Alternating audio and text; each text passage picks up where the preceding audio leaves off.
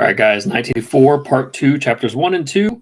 It's January 2025. As I've said before, this book is particularly relevant, unfortunately, even though it was written in 1949. Chapter 2. It was the middle of the morning, and Winston had left his cubicle to go to the lavatory. A solitary figure was coming toward him from the other end of the long, brightly lit corridor. It was the girl with dark hair. 4 days had gone past since the evening when he had run into her outside the junk shop. As she came nearer, he saw that her right arm was in a sling, not noticeable at distance because it was one of the same color as her overalls. Probably she had crushed her hand while swinging around one of the big kaleidoscopes on which the plots of novels were roughed in. It was a common accident in the fiction department. They were perhaps 4 meters apart when the girl stumbled and fell almost flat on her face. A sharp cry of pain was wrung out from her. She must have fallen right on the injured arm. Winston stopped short. The girl had risen to her knees. Her face had turned a milky yellow color against which her mouth stood out, redder than ever. Her eyes were fixed on his with an appealing expression that looked more like fear than pain. A curious emotion stirred in Winston's heart. In front of him was an enemy who was trying to kill him. In front of him also was a human creature in pain and perhaps with a broken bone. Already he had instinctively started forward to help her. The moment when he had seen her fall on the bandaged arm, it had been as though he felt the pain in his own body. "You're hurt," he said. "It's nothing. My arm. It'll be all right in a second." She spoke as though her heart was fluttering. She had certainly turned very pale. "You haven't broken anything?" "No, I'm all right. It hurt for a moment, that's all." She held out her free hand to him, and he helped her up. She had regained some of her color and appeared very much better. "It's nothing," she repeated shortly. "I only gave my wrist a little bang. Thanks, comrade." And with that, she walked on in the direction in which she had been going, as briskly as though it had really been nothing. The whole incident could not have taken as much as half a minute.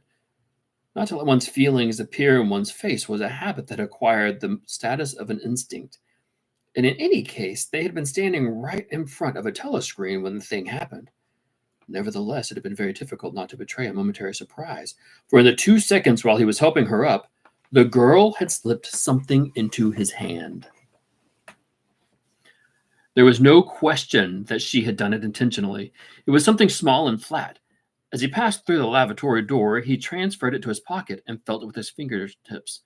It was a scrap of paper folded into a square. While he stood at the urinal, he managed, with a little more fingering, to get it unfolded. Obviously, there must be a message of some kind written on it. For a moment, he was tempted to take it into one of the water closets and read it at once. But that would be shocking folly, as he well knew.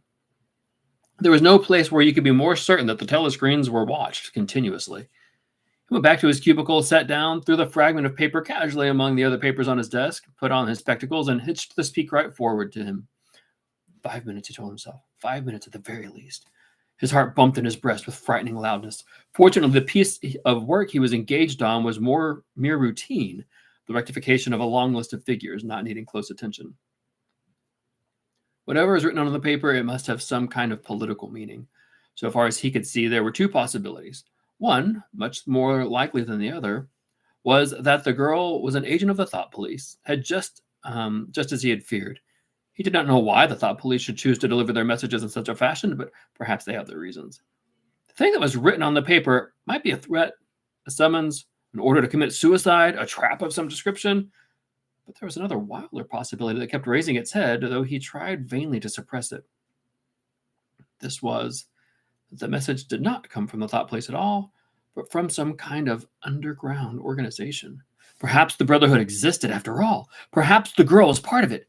No doubt the idea was absurd, but it had sprung into his mind in the very instant of feeling the scrap of paper in his hand. It was not till a couple of minutes later that the other, more probable explanation had occurred to him. And even now, though his intellect told him that the message probably meant death, still, that was not what he believed. And the unreasonable hope persisted, and his heart banged, and it was with difficulty that he kept his voice from trembling as he murmured his figures into the speak-right. He rolled up the completed bundle of work and slid it into the pneumatic tube. 8 minutes had gone by. He readjusted his spectacles on his nose, sighed, and drew the next batch of work toward him, with a scrap of paper on top of it. He flattened it out.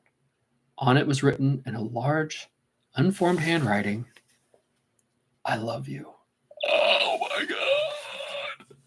For several seconds, he was too stunned even to throw the incriminating thing into the memory hole. When he did so, although he knew very well the danger of showing too much interest, he could not resist reading it once again just to make sure that the words were really there. For the rest of the morning, it was very difficult to work. What was even worse than having to focus his mind on a series of niggling jobs was the need to conceal his agitation from the telescreen. He felt as though a fire were burning in his belly. Lunch in the hot, crowded, noise-filled canteen was torment. He had hoped to be alone for a little while during lunch, but as bad luck would have it, the imbecile Parsons flopped down beside him, and the tang of his sweat almost defeating the tinny smell of the stew, and kept up a stream of talk about the preparations for Hate Week. He was particularly enthusiastic about the papier-mâché model of Big Brother's head, 2 meters wide, which is being made for the occasion by his daughter's troop of spies. The irritating thing was that in the racket of voices, Winston could hardly hear what Parsons was saying and was constantly having to ask for some fortuitous remark to be repeated. Just once, he caught a glimpse of the girl at the table with the other 2 girls at the far end of the room. She appeared not to have seen him, and he did not look in that direction. The afternoon was more bearable. Immediately after lunch, there arrived a delicate, difficult piece of work, which would take several hours and necessitated putting everything else aside. It consisted in falsifying a series of production reports of 2 years ago in such a way as to cast discredit on a prominent member of the inner party who is now under a cloud. This was the kind of thing that Winston was good at. For more than 2 hours, he succeeded in shutting the girl out of his mind altogether. Then the memory of her face came back, and it was with a raging, intolerable desire to be alone. Until he could be alone, it was impossible to think his new development out. Tonight was one of his nights at the community center. He wolfed another tasteless meal in the canteen, hurried off to the center, took part in the solemn foolery of a discussion group, played 2 games of table tennis, swallowed several glasses of gin, and sat for half an hour through a lecture entitled, "News Talk in Relation to Chess." His soul writhed with boredom, but for once he had no impulse to shirk his evening at the center. At the sight of the words, "I love you," the desire to stay alive had welled up in him, and the taking of minor risks suddenly seemed stupid. It was not till 23 hours when he was home and in bed in the darkness where your face was safe even from the telescreen so long as you kept silent that he was able to think continuously. It was a physical problem that had to be solved. How to get in touch with the girl and arrange a meeting. He did not consider any longer the possibility that she might be laying some kind of trap for him. He knew that it was not so, because of her unmistakable agitation when she handed him the note. Obviously, she had been frightened out of her wits, as well as she might be. Nor did the idea of refusing her advances even cross his mind. Only 5 nights ago, he had contemplated smashing her skull in with a cobblestone. But that was of no importance. He thought of her naked, youthful body as he had seen in his dream. He had imagined her a fool like all the rest of them, her head stuffed with lies and hatred, full belly of ice. A kind of fever seized him at the thought that he might lose her. The white, youthful body might slip away from him. What he feared more than anything else was that she would simply change her mind if he did not get in touch with her quickly. But the physical difficulty of meeting was enormous. It was like trying to get a move at chess when you were already mated.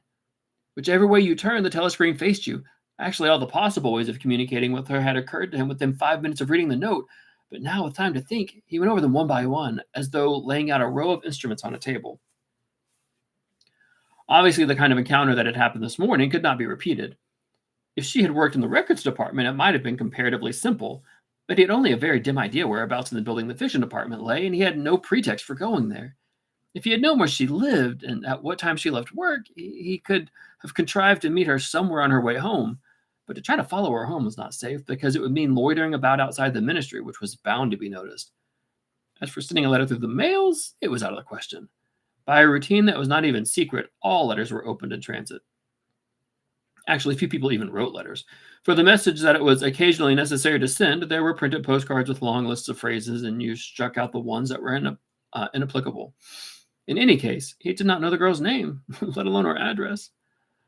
Finally, he decided that the safest place was the canteen. If he could get her at a table by herself, somewhere in the middle of the room, not too near the telescreens, and with a sufficient buzz of conversation all around, if these conditions endured for, say, 30 seconds, it might be possible to exchange a few words. For a week after this, life was like a restless dream. On the next day, she did not appear in the canteen until he was leaving, the whistle having already blown. Presumably, she had been changed onto a later shift. They passed each other without a glance. On the day after that, she was in the canteen at the usual time, but with 3 girls and immediately under a telescreen. Then for 3 dreadful days, she did not appear at all. His whole mind and body seemed to be afflicted with the unbearable sensitivity, a sort of transparency which made every movement, every sound, every contact, every word that he had to speak or listen to an agony. Even in his sleep, he could not altogether escape from her image. He did not touch the diary during those days. If there was any relief, it was in his work, in which he could sometimes forget himself for 10 minutes at a stretch.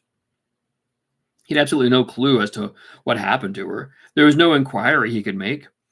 She might have been vaporized. She might have committed suicide. She might have been transferred to the other end of Oceania. Worst and likeliest of all, she might simply have changed her mind and decided to avoid him. The next day she reappeared. Her arm was out of the sling, and she had a band of sticking plaster around her waist. The relief of seeing her was so great that he could not resist staring directly at her for several seconds. On the following day, he very nearly succeeded in speaking to her. When he came into the canteen, she was sitting at a table well out from the wall and was quite alone. It was early, and the place was not very full. The queue edged forward till Winston was almost at the counter, then was held up for 2 minutes because someone in front was complaining that he had not received his tablet of saccharin. But the girl was still alone when Winston secured his tray and began to make for her table. He walked casually toward her, his eyes searching for a place at some table beyond her. She was perhaps 3 meters away from him. Another 2 seconds and would do it. Then a voice called from behind him. "Smith!" He pretended not to hear. "Smith!" repeated the voice more loudly. It was no use. He turned around. A blonde-headed, silly-faced young man named Wilshire, whom he barely knew, was inviting him with a smile to a vacant place at his table. It wasn't safe to refuse. After having been recognized, he could not go and sit at a table with an unattended girl. It was too noticeable. He sat down with a friendly smile. The silly blonde face beamed into his. Winston had a hallucination of himself smashing a pickaxe right in the middle of it. The girl's table filled up a few minutes later. She must have seen him coming toward her, and perhaps she would take the hint. Next day, he took care to arrive early. Sure enough, she was at a table in about the same place and alone again. The person immediately ahead of him in the queue was a small, swiftly moving, beetle-like man with a flat face and tiny, suspicious eyes. As Winston turned away from the counter with his tray, he saw that the little man was making straight for the girl's table. His hopes sank again. There was a vacant place at a table further away, but something in the little man's appearance suggested that he would be sufficiently attentive to his own comfort to choose the emptiest table. With eyes at his heart, Winston followed. It was no use unless he could get the girl alone. At this moment, there was a tremendous crash. The little man was sprawling on all fours. His tray had gone flying. 2 streams of soup and coffee were flowing across the floor. He started to his feet, and a malignant glance at Winston, whom he evidently suspected of having tripped him. It was all right. 5 seconds later, with a thundering heart, Winston was sitting at the girl's table. He did not look at her. He unpacked his tray and promptly began eating. It was all important to speak at once before anyone else came, but now a terrible fear had taken possession of him. A week had gone by since she had first approached. She would have changed her mind and must have changed her mind. It was impossible that this affair should end successfully. Such things did not happen in real life. He might have flinched altogether from speaking if at this moment he had not seen Ampleforth, the hairy-eared poet, wandering limply around the room with a tray looking for a place to sit down. In his vague way, Ampleforth was attached to Winston and would certainly sit down at his table if he caught sight of him. There was perhaps a minute in which to act. Both Winston and the girl were eating steadily. The stuff they were eating was a thin stew, actually a soup, of haricot beans. In a low murmur, Winston began speaking. Neither of them looked up. Steadily, they spooned the watery stuff into their mouths, and between spoonfuls, exchanged the few necessary words in low, expressionless voices. "What time did you leave work?" 18:30. "Where can we meet?" "Victory Square near the monument." "It's full of telescreens." "It doesn't matter if there's a crowd." "Any signal?" "No. Don't come up to me until you see me among a lot of people, and don't look at me. Just keep somewhere near me." "What time?" 19 hours. "All right." Ampleforth failed to see Winston and sat down at another table. The girl finished her lunch quickly and made off, while Winston stayed to smoke a cigarette.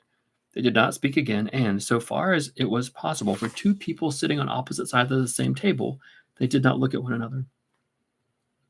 Winston was at Victory Square before the appointed time. He wandered round the base of the enormous fluted column at the top of which Big Brother's statue gazed southward toward the skies where he had vanished the Eurasian airplanes. The East Asian airplanes. It had been a few years ago. In the Battle of Airstrip 1. In the street in front of it, there was a statue of a man on horseback, which was supposed to represent Oliver Cromwell. At 5 minutes past the hour, the girl had still not appeared. Again, the terrible fear seized upon Winston. She wasn't coming. She had changed her mind. He walked slowly up to the north side of the square and got a sort of pale-colored pleasure from identifying St. Martin's Church, whose bells, when it had bells, had chimed, "You owe me 3 farthings." Then he saw the girl standing at the base of the monument, reading or pretending to read a poster which ran spirally up the column. It was not safe to go near her until some people had accumulated. There were telescreens all around the pediment, but at this moment there was a din of shouting and a zoom of heavy vehicles from somewhere to the left. Suddenly, everyone seemed to be running across the square. The girl nipped nimbly round the lions at the base of the monument and joined the rush. Winston followed. As he ran, he gathered some shouted remarks that a convoy of Eurasian prisoners was passing. Already a dense mass of people was blocking the south side of the statue.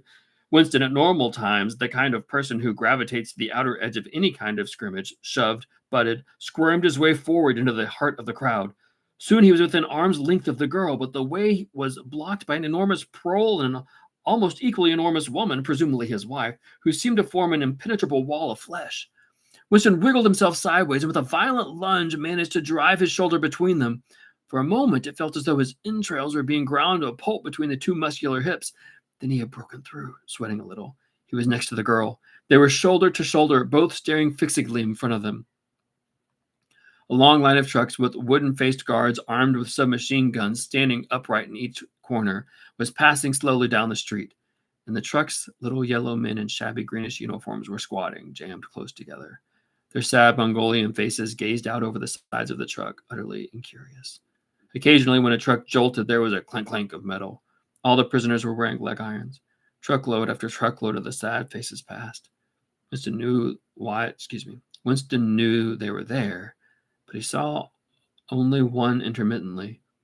The girl's shoulder and her arm, right down to the elbow, were pressed against his. Her cheek was almost near enough for him to feel its warmth. She had immediately taken charge of the situation, just as she had done in the canteen. She began speaking in the same expressionless voice as before, with lips barely moving. A mere murmur, easily drowned by the din of the voices and the rumbling of the trucks. "Can you hear me?" "Yes." "Can you get Sunday afternoon off?" "Yes." "Then listen carefully. You have to remember this. Go to Paddington Station." With a sort of military precision that astonished him, she outlined the route that he was to follow. A half-hour railway journey, turn left outside the station, 2 kilometers along the road, a gate with the top bar missing, a path across a field, a grass-grown lane, a track between bushes, a dead tree with moss on it. It was as though she had a map inside her head. "Can you remember all that?" she murmured finally. "Yes." "You turn left, then right, then left again, and the gate's got no top bar." "Yes." "What time?" "About 15. You may have to wait. I'll get there by another way." "Are you sure you remember everything?" "Yes." "Then get away from me as quick as you can." She need not have told him that, but for the moment they could not extricate themselves from the crowd. The trucks were still filing past, the people insatiably gaping. At the start, there had been a few boos and hisses, but it came from only party members among the crowd, and it soon stopped. The prevailing emotion was simply curiosity. Foreigners, whether from Eurasia or from East Asia, were a kind of strange animal. One literally never saw them except in the guise of prisoners. And even as prisoners, no one ever got more than a momentary glimpse of them. Nor did one know what became of them, apart from the few who were hanged as war criminals. The others simply vanished, presumably into forced labor camps. The round Mongol faces had given way to faces of more European type, dirty, bearded, and exhausted.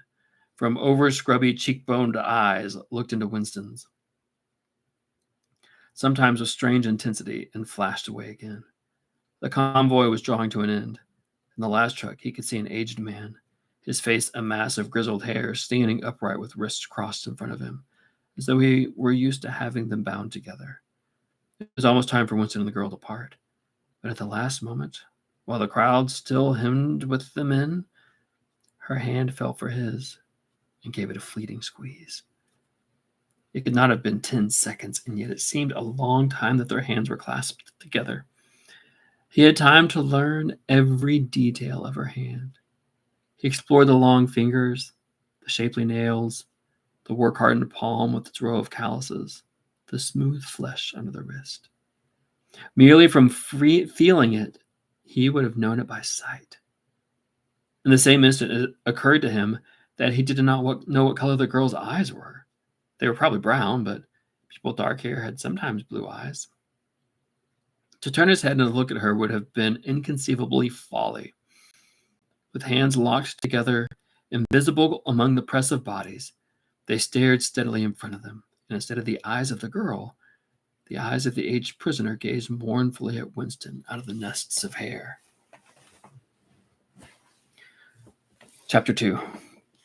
Winston picked his way up the lane through dappled light and shade, stepping into pools of gold whenever the boughs parted.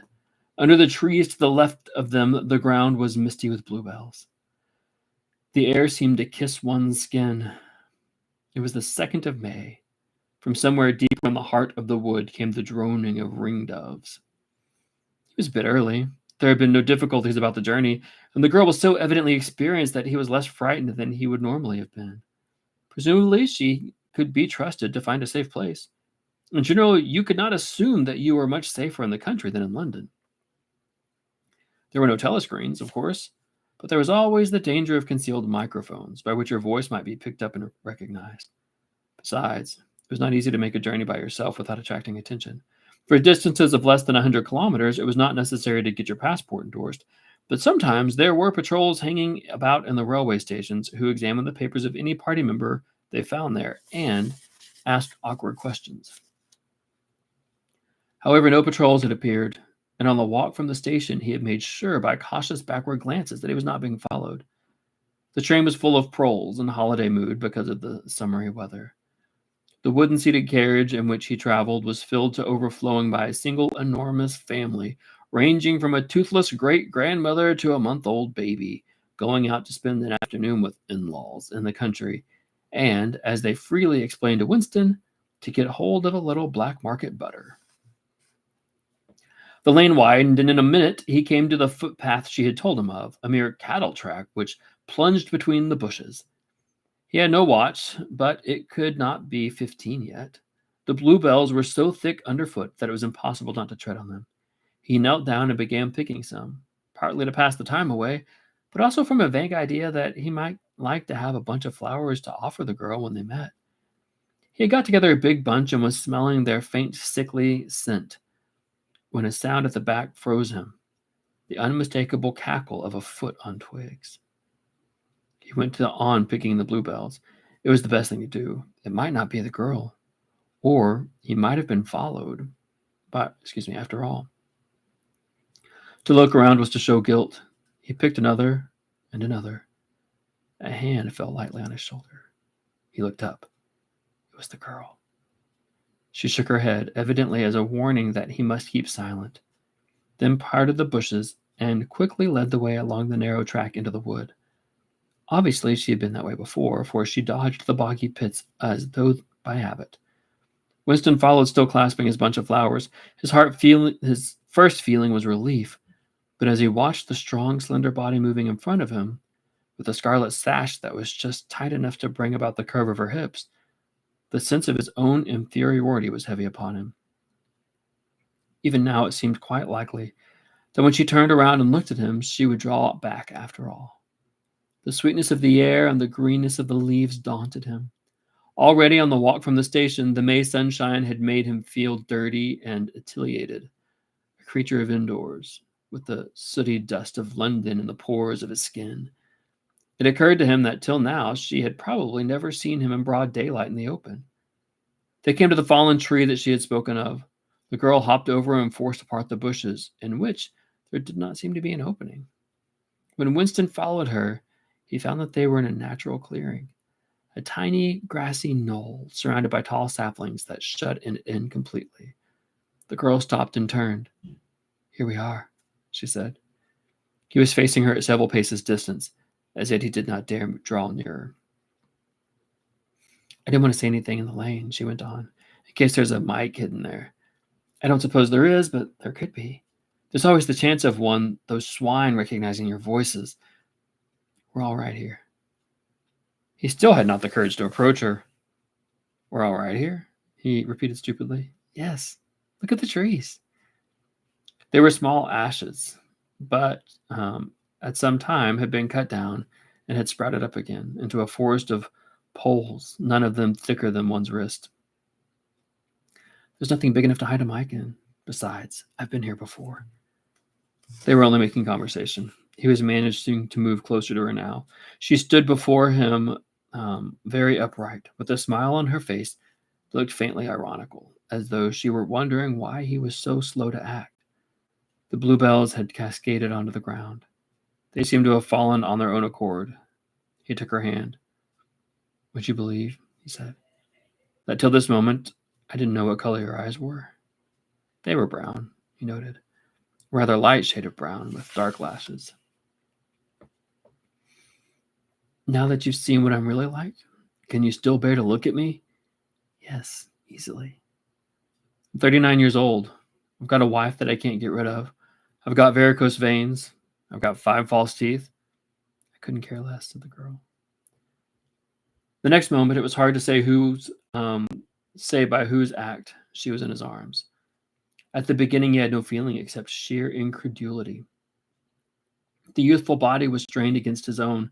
The mass of dark hair was against his face, and yes, actually, she had turned her face up, and he was kissing the wide red mouth. She had clasped her arms around his neck. She was calling him darling, precious one, loved one. He had pulled her down onto the ground. She was utterly unresisting. He could do what he liked with her.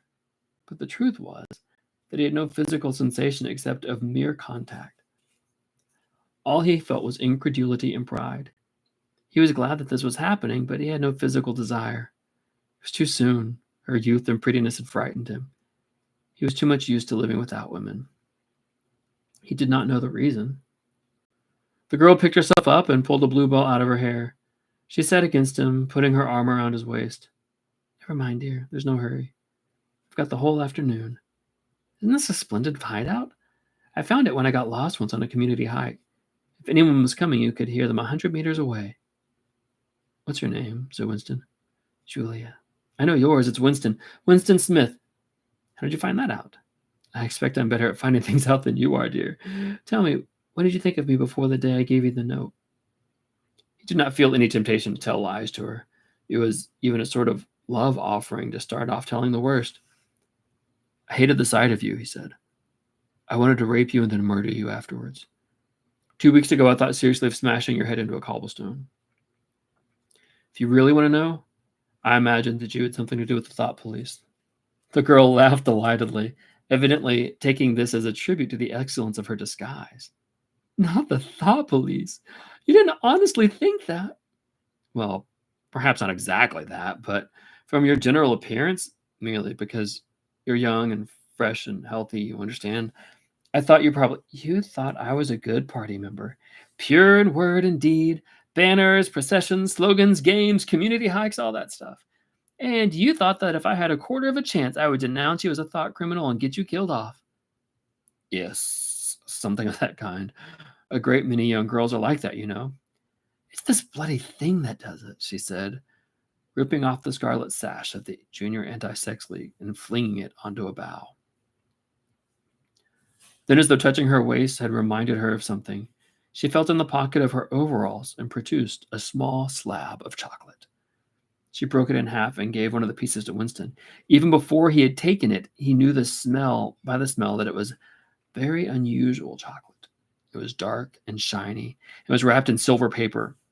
Chocolate normally was dull, brown, crumbly stuff that tasted as nearly as one could describe it like the smoke of a rubbish fire. But at some time or another, he had tasted chocolate like the piece she had given him. The first whiff of its scent had stirred up some memory beyond which he could not put down, and which was powerful and troubling. Where did you get this stuff? He said. Black market, she said indifferently. Actually, I'm that sort of girl. I'm good at games. I was a troop leader in spies. I do voluntary work 3 evenings a week for the Junior Anti-Sex League. Hours and hours I've spent pasting their bloody rot all over London. I always carry one end of a banner in the processions. I always look cheerful and I never shirk anything. Always yell with the crowd. That's what I say. It's the only way to be safe. The first fragment of chocolate had melted on Winston's tongue. The taste was delightful. There was still that memory moving around the edges of his consciousness, something strongly felt but not reducible to definite shape, like an object seen out of a corner of one's eye. He pushed it away from him, only aware that it was the memory of some action which he would have liked to undo but could not. "You are very young," he said. "You are 10 or 15 years younger than I am. What could you see to attract you in a man like me? There's something in your face. I thought I'd take a chance. I'm good at spotting people who don't belong. As soon as I saw you, I knew you were against them." Them, it appeared, meant the party, and above all the inner party, about whom she talked with an open jeering hatred, which made Winston feel uneasy, although he knew that they were safe here if they could be safe anywhere. A thing that astonished him about her was the coarseness of her language. Party members were supposed not to swear, and Winston very seldom did swear, aloud at any rate. Julia, however, seemed unable to mention the party, and especially the inner party, without using the kind of words that you saw chalked up in dripping alleyways. He did not dislike it. It was merely one symptom of her revolt against the party and all its ways, and somehow it seemed natural and healthy, like the sneeze of a horse or that smells bad hay. They had left the clearing and were wandering again through the checkered shade with their arms around each other's waists whenever it was wide enough to walk two abreast. He noticed how much softer her waist seemed to feel now that the sash was gone. They did not speak above a whisper. Outside the clearing, Julia said it was better to go quietly. Presently, they had reached the edge of a little wood. She stopped him. "Don't go out into the open. There might be someone watching. We're all right if we keep behind the boughs." They were standing in the shade of hazel bushes. The sunlight, filtering through innumerable leaves, was still hot on their faces. Winston looked out into the field beyond and underwent a curious, slow shock of recognition. He knew it by sight. An old, close-bitten pasture with a footpath wandering across it, and a molehill here and there. And the ragged hedge on the opposite side, the boughs of the elm trees swayed just perceptibly in the breeze, and their leaves stirred faintly in dense masses like women's hair. Surely somewhere nearby, but out of sight, there must be a stream with green pools where dace were swimming. "Isn't there a stream somewhere near here?" he whispered. "That's right. There is a stream. It's at the edge of the next field, actually. There's fish in it, great big ones.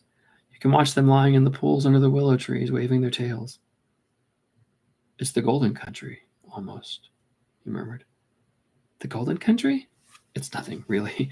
A landscape I've seen sometimes in a dream." "Look," whispered Julia. A thrush had alighted on a bough not 5 meters away, almost at the level of their faces. Perhaps it had not seen them. It was in the sun, they in the shade.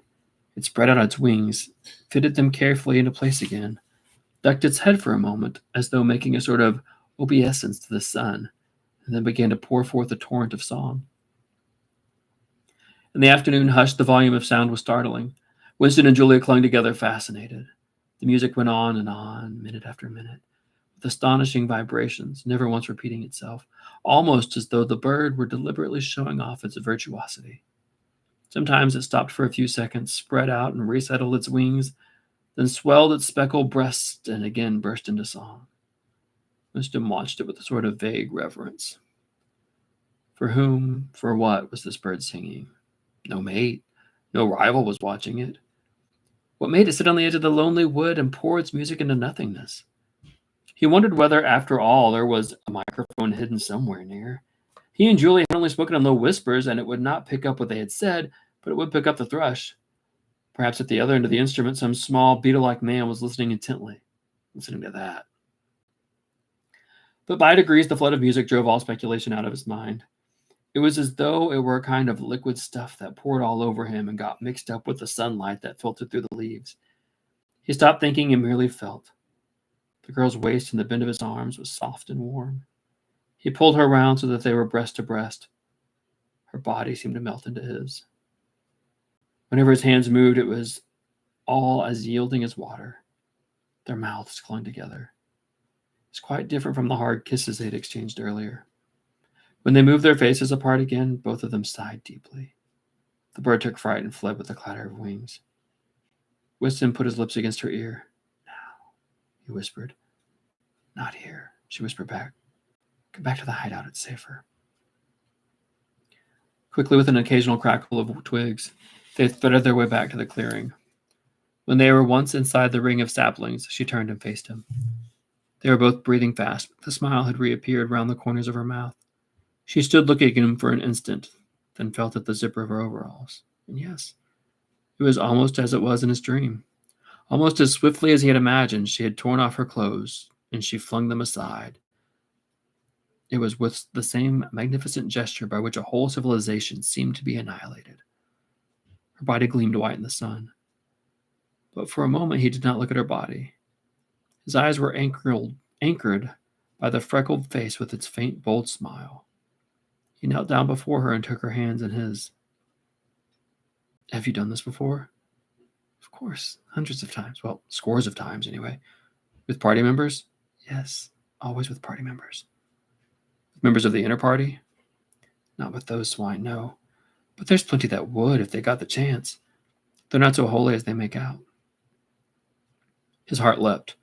Scores of times she had done it. He wished it had been hundreds, thousands.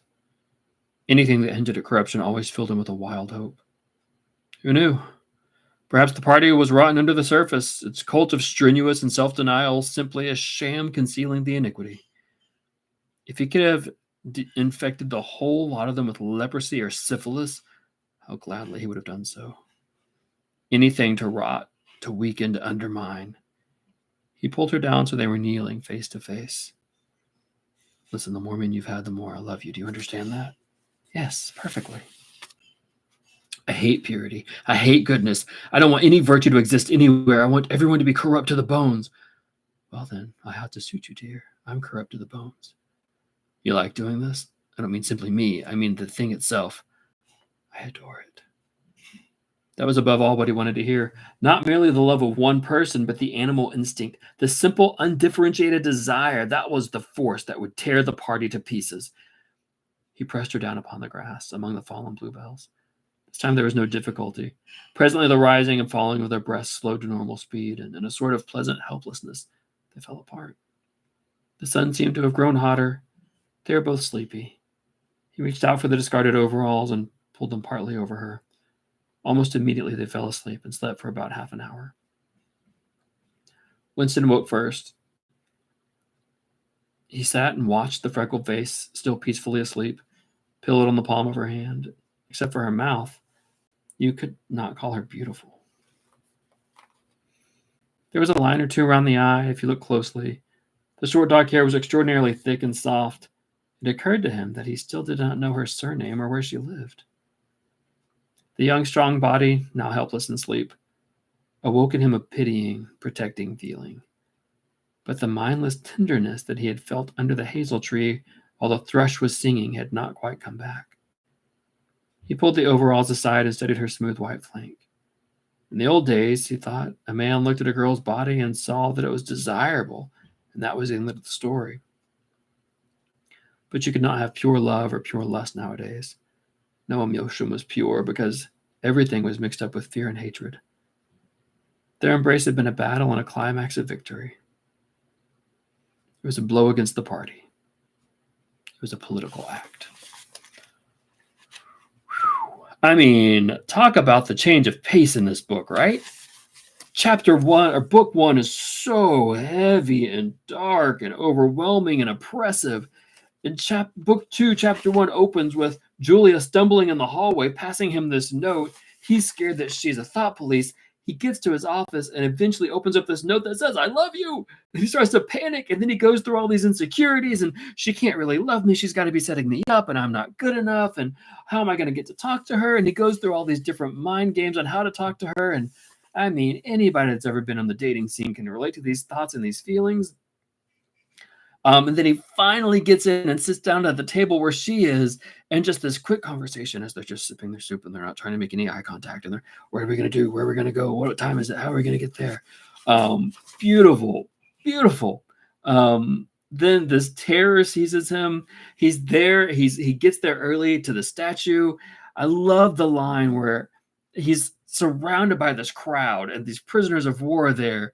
But it says the girl's shoulder and her arm right down to the elbow were pressed against him. He knew every part of her body that was touching every part of his body. Absolutely beautiful. So they make this plan, and right before they break apart, her hand felt with his hand and gave it a fleeting squeeze. And he had time to learn every detail of her hand. He explored the long fingers, the shapely nails, the work-hardened palm with its row of calluses, the smooth flesh under the wrist, and merely from feeling it, he would have known it by sight. Gosh, that imagery is amazing. So chapter 2, he goes out to meet her where she's supposed to be, and he hears a crunching of twigs behind him. He's scared to look back. What if it's not her? What if it's the thought police? What if he's been caught? And then she touches his shoulder. It's her. And he looks up. Their eyes lock, and they sneak off into this beautiful open field. And again, the insecurity hits. She's gorgeous, and he's not. And he's insecure. And why on earth would she want him? It doesn't make any sense. And then he's not able to have sex. And he feels insecure about that. And she's gracious and just basically says, it's okay, there's plenty of time. But then she asks, what did you think about me before? And without really thinking, he straight up tells her that he had fantasized about killing her. Maybe the secret to the whole thing is she gives him a piece of chocolate. I mean, way to a man's heart, right? He goes on with the insecurities and he's talking about, but you're so much younger than I am. What is it you saw in me? And then she says, I saw it in your face. I'm good at spotting people who don't belong. That could be scary, but that's what attracted her to him. And then she reaches up and she rips off the Junior Anti-Sex League sash. That sash is such a powerful symbol of the party that when she takes that off, that's when Winston realizes the softness of her waist now that the sash is gone. The symbolism of taking that sash off.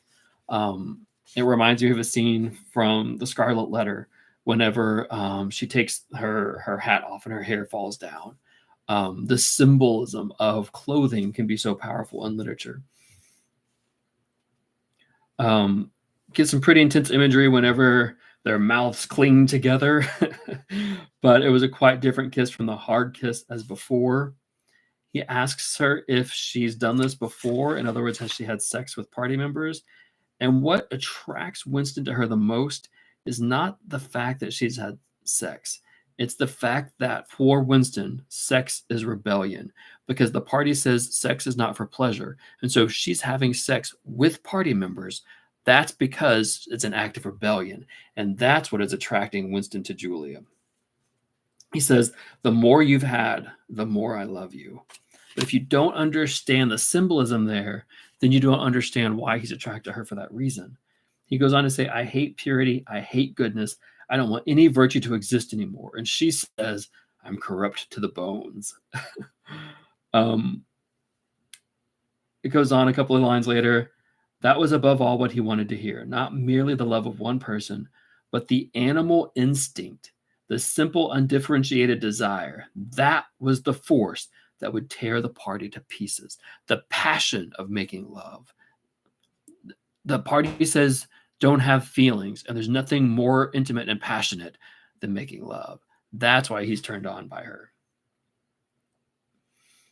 And then the very last two sentences of this chapter says, their embrace had been a battle, the climax of victory. It was a blow struck against the party. It was a political act.